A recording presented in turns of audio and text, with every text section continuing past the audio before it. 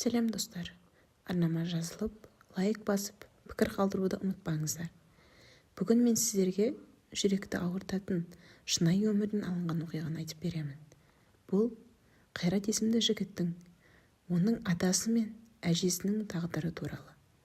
Қайрат ерекше болып өсті.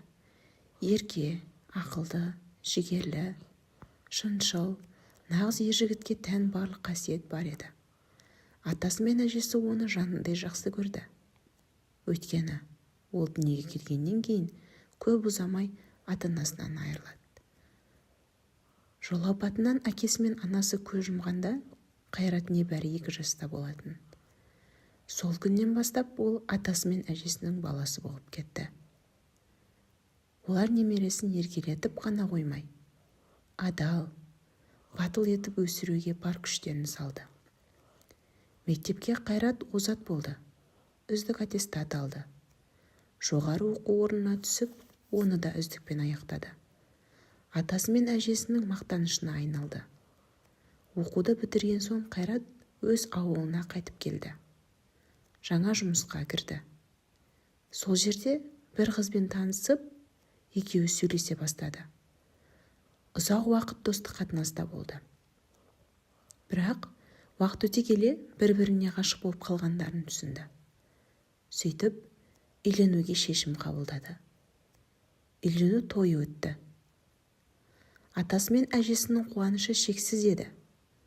Өздері өсірген немересінің шаңырақ көтергенін көру олар үшін ең үлкен бақыт болатын. Көп ұзамай Қайрат пен жарының 2 ұлы 2 қызы дүниеге келді. 4 бірдей баланың күлкісі әулеттің шаттығына айналды. Атасы мен әжесі немерелеріне тоймай, Аллаға шүкір етумен жүрді. Бірақ қуаныш ұзаққа созылмады. Бір күні Қайрат кенеттен қатты ауырып қалды. Дәрігерлер қолдан келгеннің бәрін жасаса да, дертін жеңе алмады. Небәрі 34 жасында Қайрат дүниеден өтті. Бұл хабарды естіген атасы есінен танып қала жаздады. Ақыры соққыға шыдай алмай инсульт алып қалды. Ал әжесі егіліп жылап, тағдырға налып отырды. Келіні болса, күйеуінен айырылған соң төркінін паналады. Бала шағасын алып кетіп қалды. Осылайша атасы мен әжесі үйде жалғыз қалды. Жасы келген қарияларын тамақ пісіріп, шай қайнатуға шамасы жетпеді. Келіндерін шақырса да, ол қайтып келмеді. Күндер өте берді. Үйдің іші тып-тыныш. Бала күлкісінен айырылған шаңырақ қаңырап қалды. Бір күні әжесі қатты сырқаттанып қалды. Шалдың өзі де әлсіз еді. Содан көршілерінен көмек сұрады. Қастарында тұратын өзбек отбасы бар еді. Солардың келіншегі тамақ пісіріп, ыстықтай әкеліп берді. Қариялар көздеріне жас алып, өз баламыздан көрмегенді сендерден көрдік деп, алғысын айтып, батасын берді.